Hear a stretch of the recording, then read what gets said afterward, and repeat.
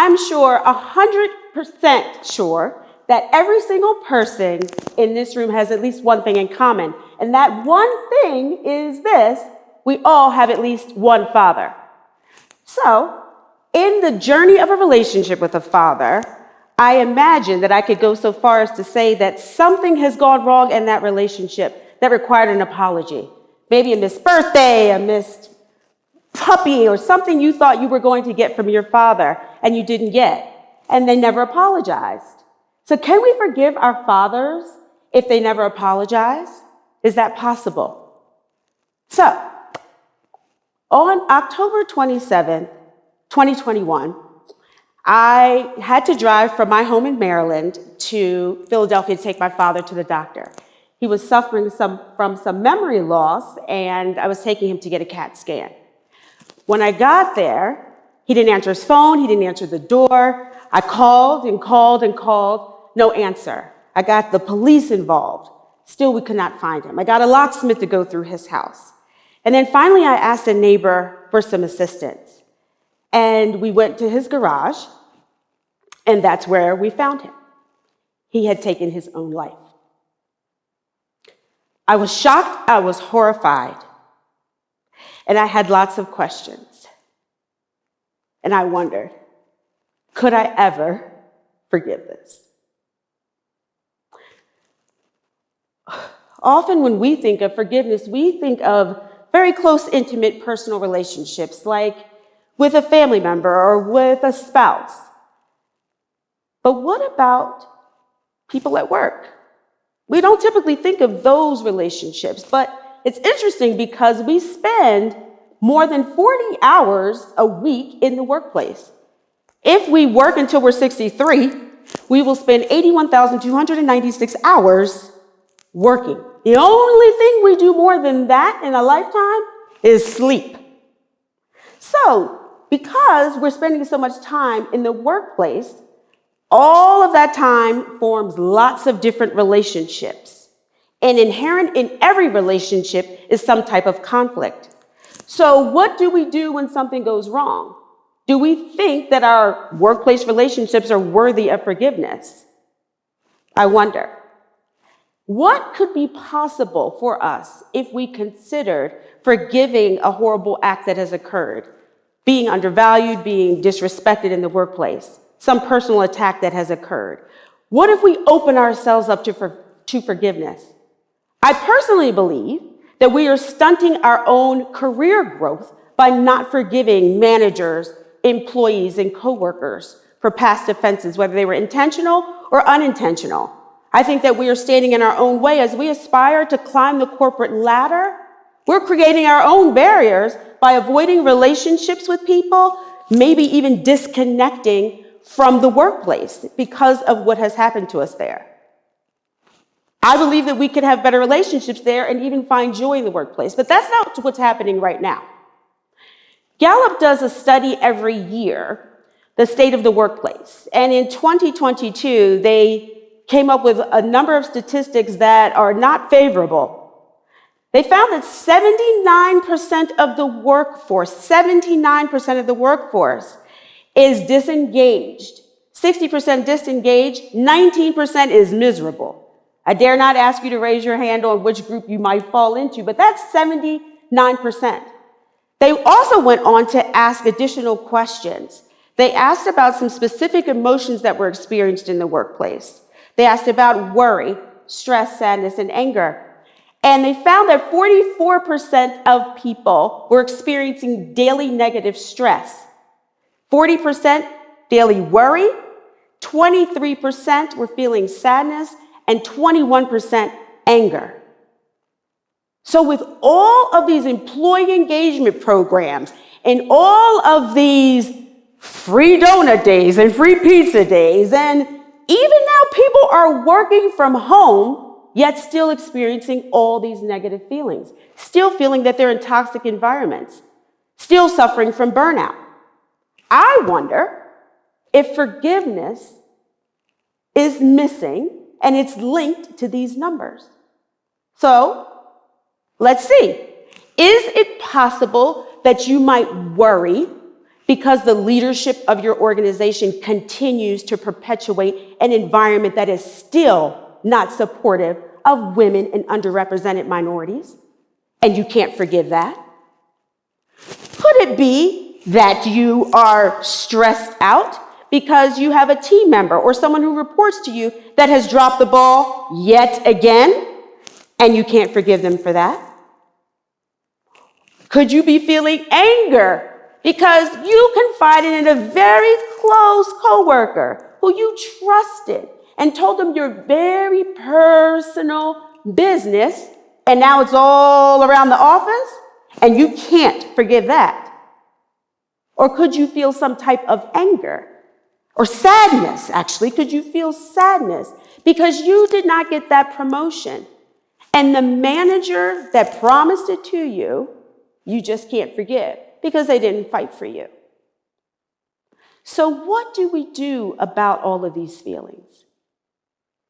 Gallup suggests that organizations need to start to look at the whole employee, and I certainly agree with that. They need to add additional measurements to their performance dashboards. They need to look at employee well-being. I also suggest that they need to measure perhaps a competency in forgiveness. Right now, the U.S. Office of Personnel Management, which we call OPM, has 325 competencies, or knowledge, skills, and abilities. That's basically the how you do your position. But nowhere in that number do you see forgiveness as a competency. ONET, which is the private industry houser of competencies, has 400 to 500, and nowhere do you see forgiveness in there. The closest thing you'll see is conflict resolution or trust, something like that. But you don't see forgiveness as a competency. So I just wonder if it's possible to transform the workforce by adding forgiveness as a measurement to leadership models. So to my human resources friends, to my fellow human capital strategists, to industrial organizational psychologists, I'm asking, what happens if we add the competency of forgiveness to models, to trainings, and so on? Could it transform corporate culture in a similar way that adding diversity and inclusion performance metrics has? I think we all would agree that that has certainly been a change in the organization. So, perhaps if we can do those things, then we can get to a place where cultures won't feel so toxic. Gallup also says that managers need to become better coaches, leaders, and collaborators. And as a leadership consultant myself and executive coach, I certainly believe that that should happen, and I believe that it can happen, but I also believe that we're a long way from that. There's a chance that I could grow to be 6 feet tall before that happens. We may put mansions on Mars before that happens. We might achieve world peace before we get to that place. But in the meantime, what do we as employees do to prevent burnout, to stop feeling like we're in a toxic environment? And I believe the onus is on us to forgive, to work on that. So let me share this. I've spent 3 decades in extremely competitive, very stressful corporate environments. 3 of the top management consulting firms in the world, I've held leadership positions. And I will tell you, in those 3 decades, I struggled with forgiveness and unforgiveness. And as I prepared to talk to you all today, I reflected on those times. I thought about myself in my 20s when unforgiveness was all I had to offer. I just simply could not forgive the organization, my managers, the leaders, for paying me less than my counterparts, who happened to be male. I also could not forgive the way older men talked down to me. I couldn't forgive that in my 20s. By the time I got to my 30s, though, I started to deal with a little more self-awareness and realize that these relationships had to be mended before I could advance. I was very ambitious and knew that I wanted to move on. So by the time I got to my 40s, that 3rd decade, I had had enough worry, anger, stress, and sadness in the workplace and figured I needed to do something about it. If you think about a time where you have felt extreme stress, anger, sadness, or worry in the workplace, and you came home with that, and it was just festering in you. And what about if you think about what would happen if I was able to release that? What is possible for me if I can release that? So there are two audacious actions that I offer to you that I took that perhaps can work for you. The first is exhibit generosity. Exhibit generosity. In that, consider forgiveness as a gift. It's a gift that you give without expecting anything in return, meaning you may not be getting an apology, but you still give the gift of generosity. The second is embrace serenity. Now, this requires some active movement on your part to actively consider how you can push out the negative feelings that you have about this person, place, thing, situation that you need to forgive, and pull in feelings of positivity.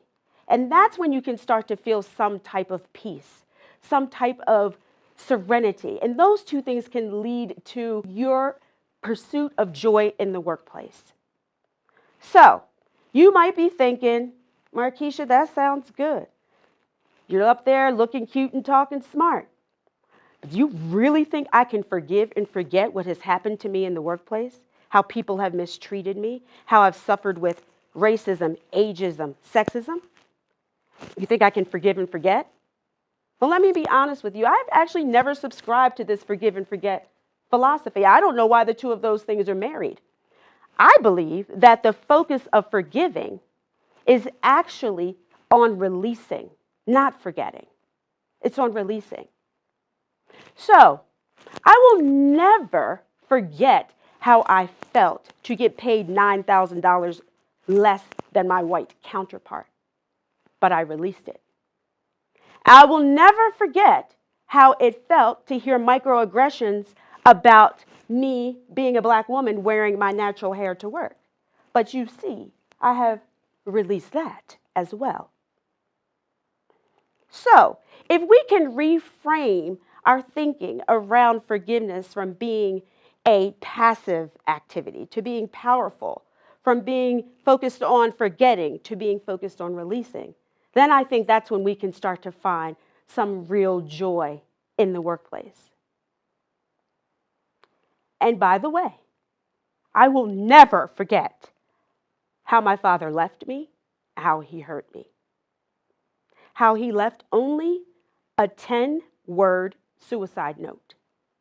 Markiesha, it's time for me to travel on. Love you forever, Dad. I will never forget it, but I had to release it. And so I forgive my dad.